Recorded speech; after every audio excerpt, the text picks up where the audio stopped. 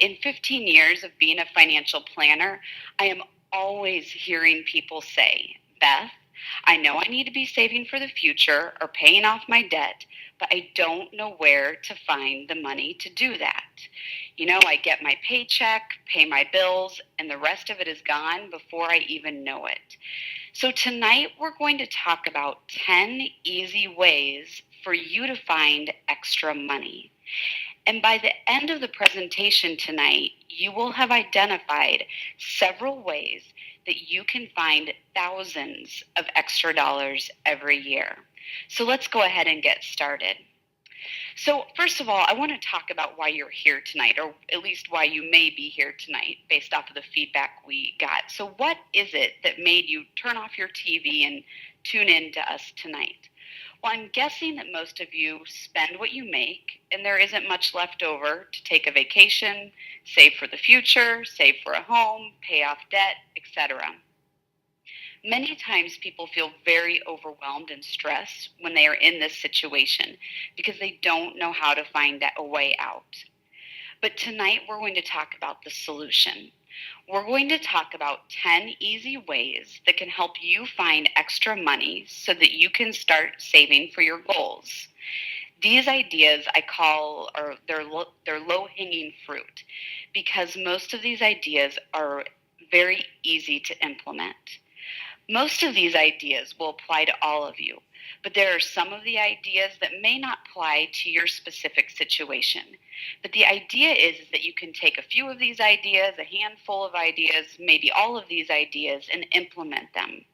And also what you'll find is each of these ideas will save you a bit of money, or some bigger than other, but it's really the culmination of several ideas that has a really big, powerful impact in people's lives. As we go through these ideas, I'm going to show you a running total on the side of each slide to show you how much someone could reasonably save in each of these areas. Now, I know that everyone's situation is different and that the amounts for each of you may be greater or less, but again, the idea is that you could see huge results by implementing some of these strategies. I recently had a couple come into my office and they were overwhelmed because they were living paycheck to paycheck, as I hear so often. And so I went through this list of ideas with them. And before they left my office, they found ways that they could save $10,000 in the next year. They were so excited because they finally saw a way that they could start saving for their new home. So I hope you all get the same out of tonight and are able to identify some ideas so that you can identify a large amount of money you can save in the next year. So let's go dig right into these. So the first idea is donating household items. It drives me absolutely crazy when I see people put forth so much effort to have a yard sale or go and sell their stuff on Craigslist or eBay, because you can often get more money for your old stuff by donating it than you can by selling it. So I think this is worth saying again. You can get more money by donating your items than you can by selling them. So let me show you how. I learned this trick from my accountant. I used to drop off several bags at the Salvation Army and to donate, and I'd claim that the total, the 3 bags, were worth about $100 in clothes. So when I went and met with my accountant, he said, Beth, how many pieces of clothes were in those bags? And I told him, well, there was probably 100 pieces of clothing in all 3 of those bags. And he let me know the IRS will allow me to deduct $15 for each piece of clothing, which means the bags of clothes were worth $1,500, not $100 for a donation. The IRS will allow you to deduct up to $5,000 a year for gifts of items to charity without having to get an appraisal. So you can give $5,000 of items to charities without having to give an appraisal.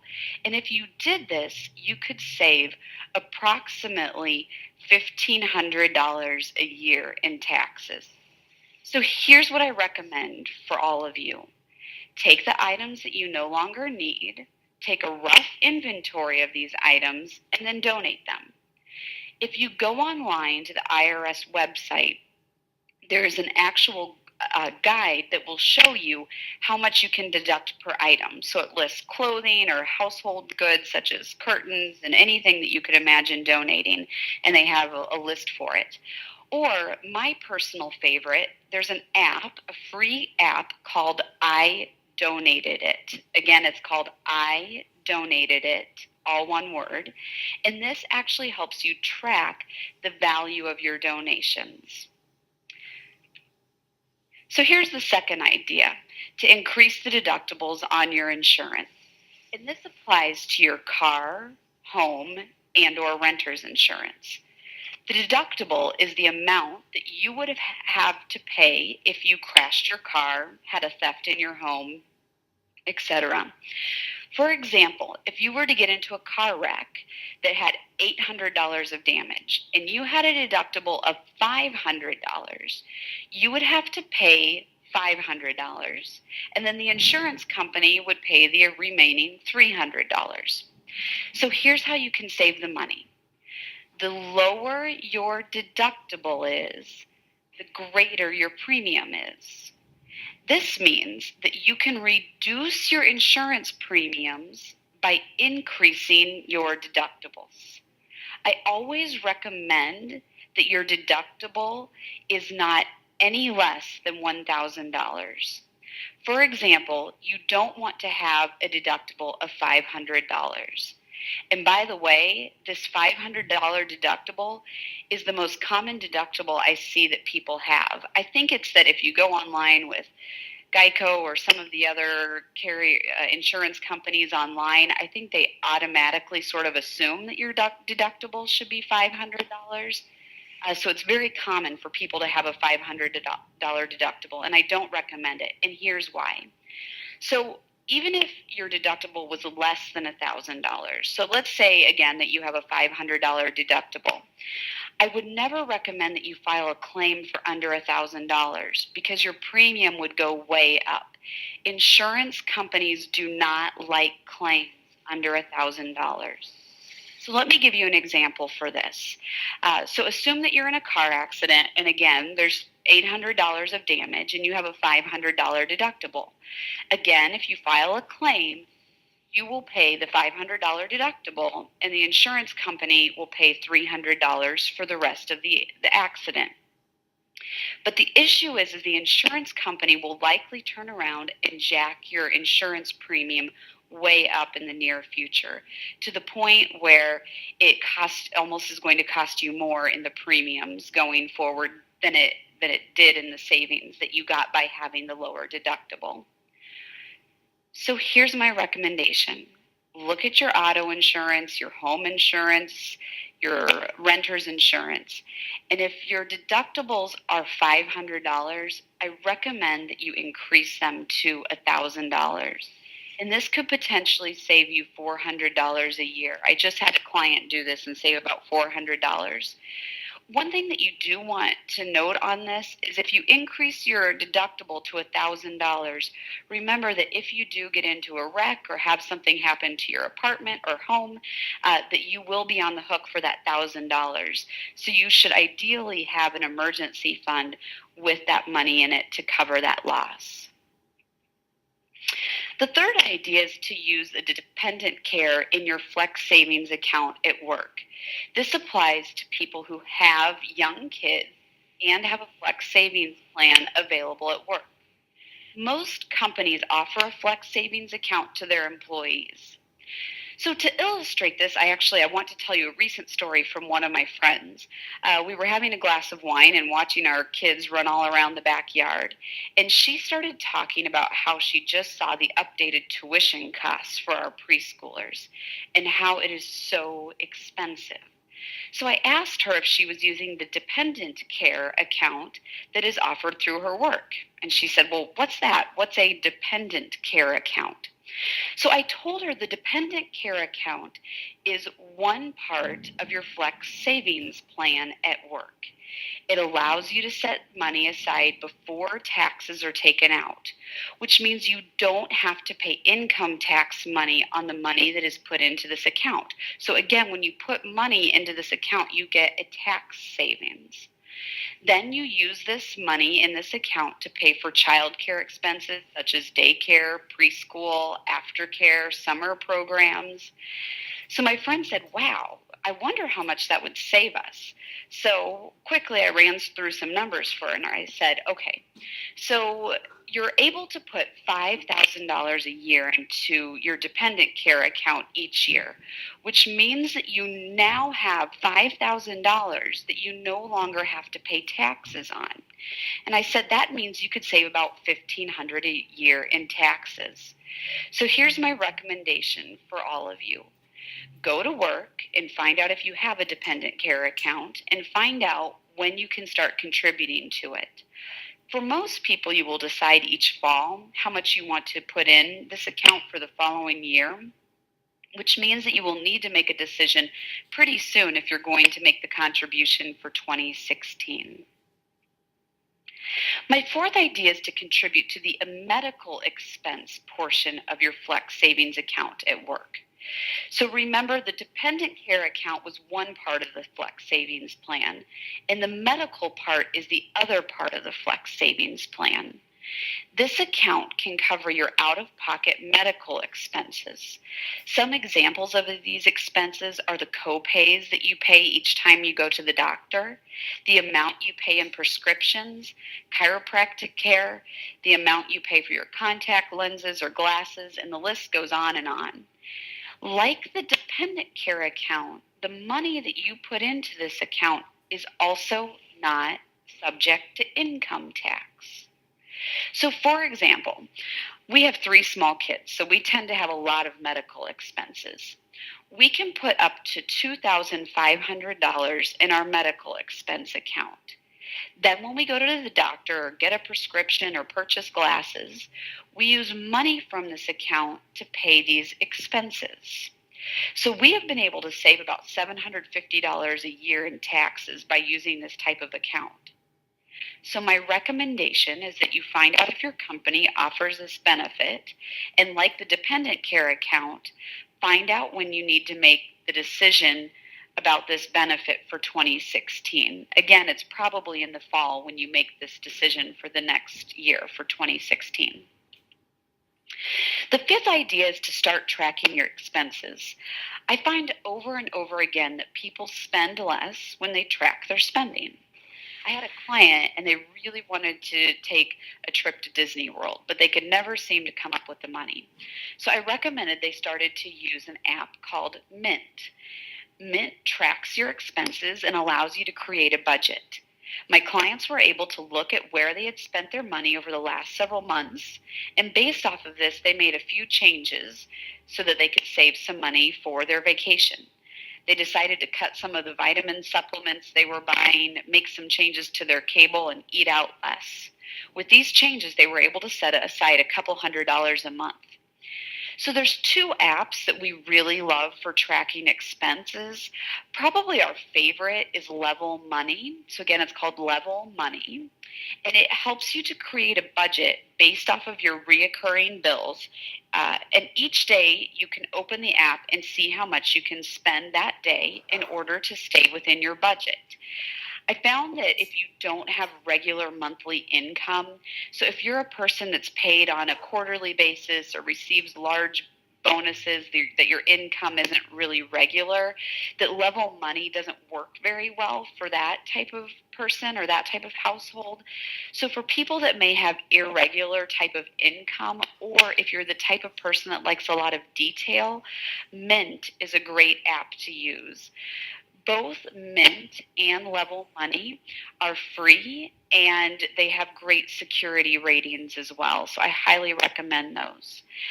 So I would guess that you could easily reduce your expenses by $100 a month, which totals about $1,200 a year if you were to start tracking your expenses.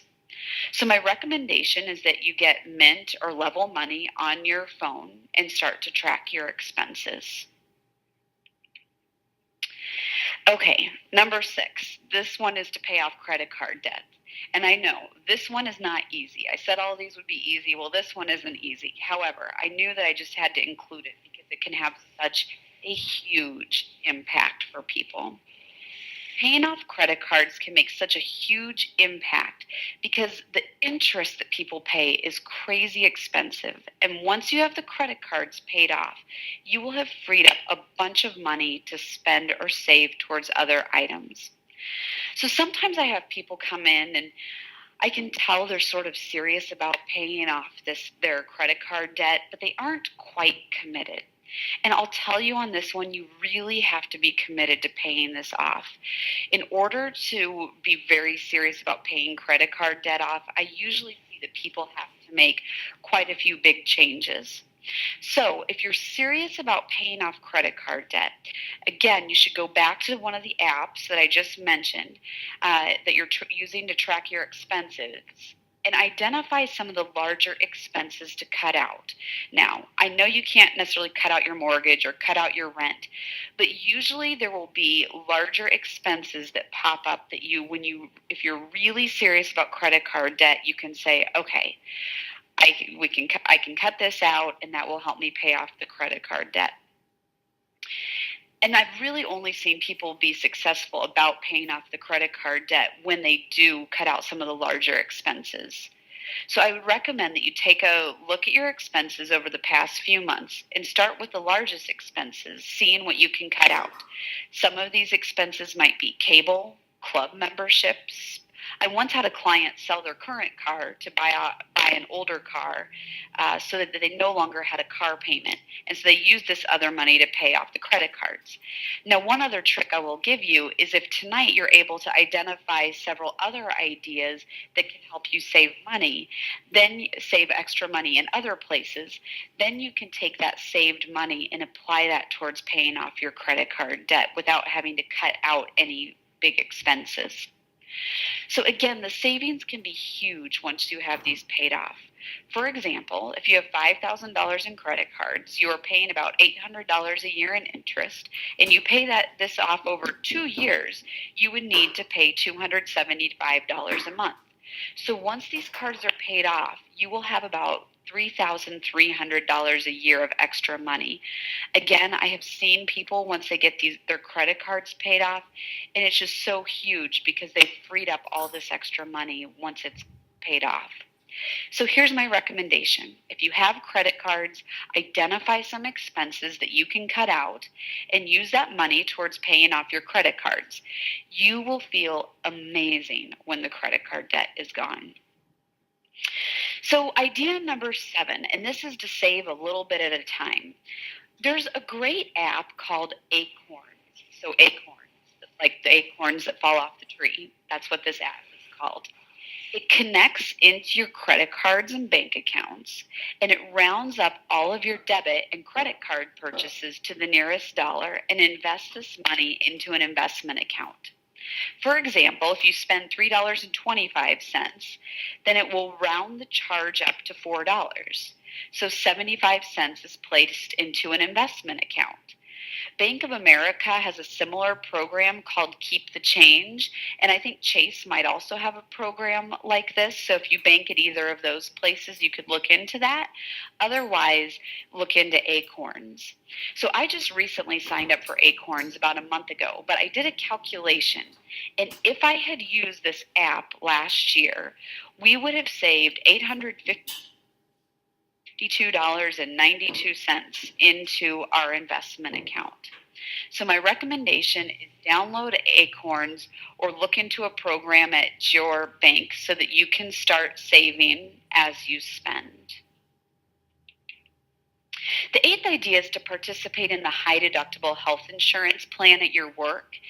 Many employers will give you the option between a standard health insurance policy or a policy with a high deductible. With a high deductible plan, you will pay more money out of your own pocket when you go to the doctor, which may make you think that you are spending more money with this type of insurance. However, when you have this type of insurance, your premiums are much less expensive. Again, you will pay more out of pocket when you go to the doctor, but your premium will be much less. When you participate in a high deductible plan, you should be saving money into a corresponding health savings account. This is the money that you will use to pay your out of pocket expenses. For example, when you go to the doctor and have a copay, you can pay this out of your health savings account. The money you put in this account occurs before you pay taxes, which will decrease your taxes. So you also get a tax savings when you put money into your health savings account. So I did a very thorough analysis on this a few years ago for my family.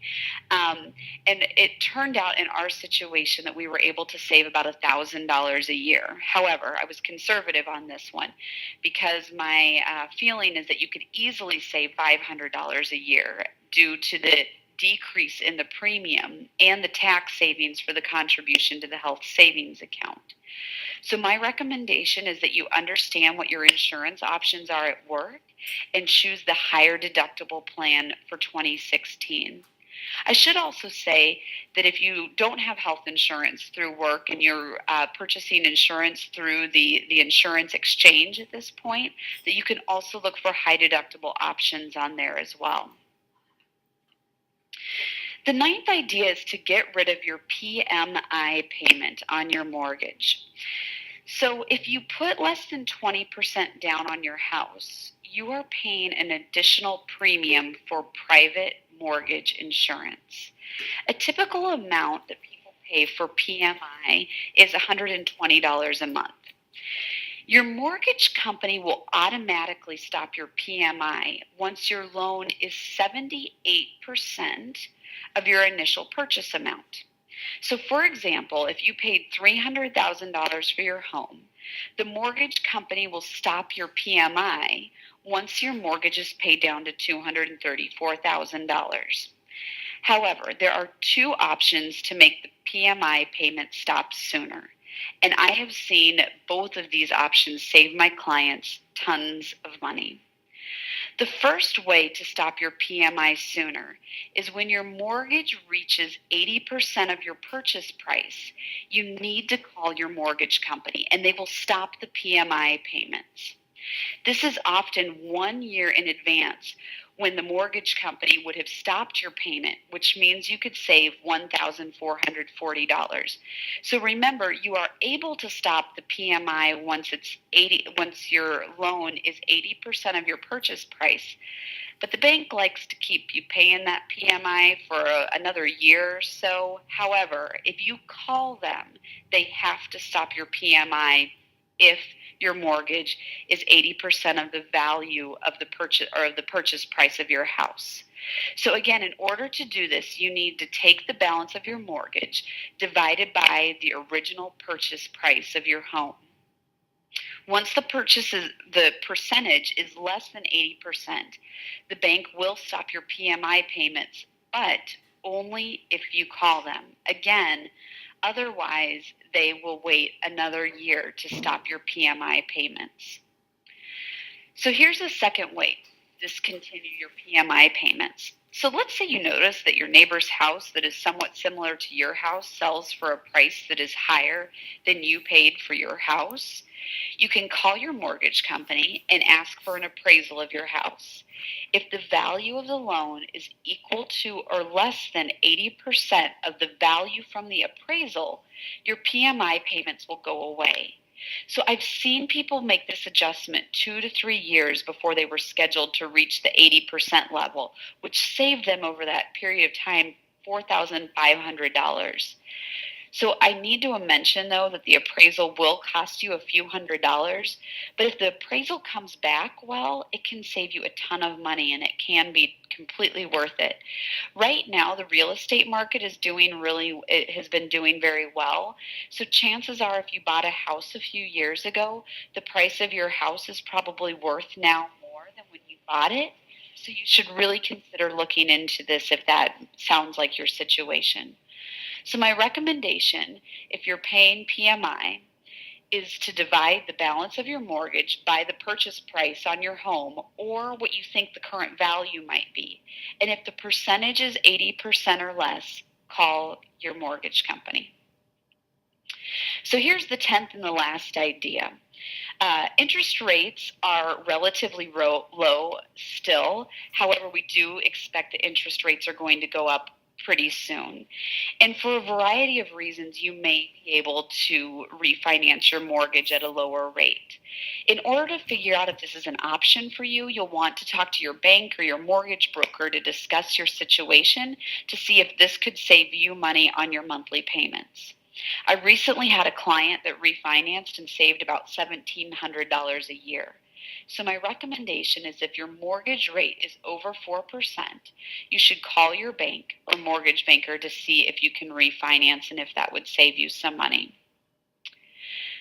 So we went over 10 ways that you can easily find extra money in your life now.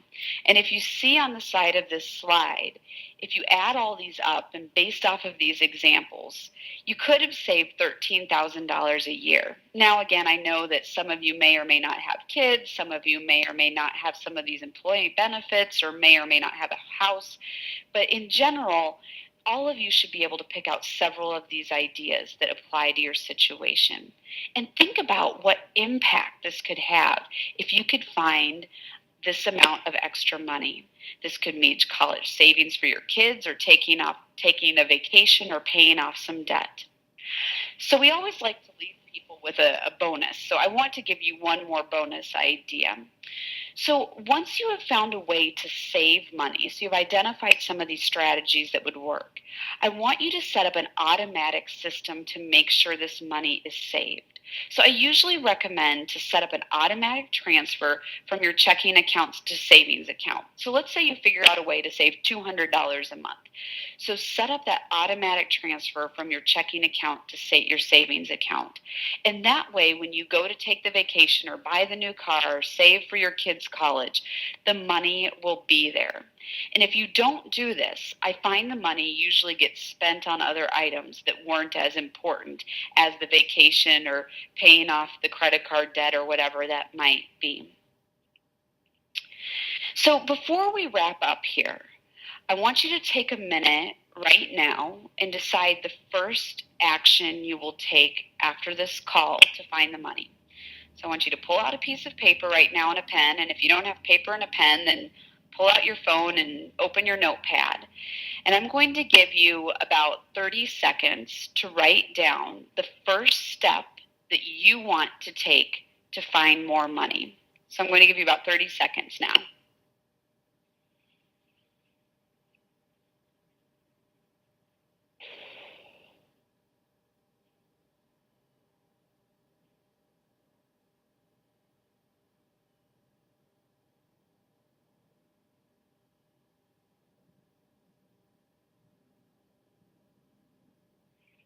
So I want you to take this idea that you wrote down and implement it as soon as possible. In the next 24 hours, we'll be sending you a link to a recording of this presentation. So you can watch, we went over a lot of information, you can watch it again, and there will be a place on this landing page where you can post questions and comments.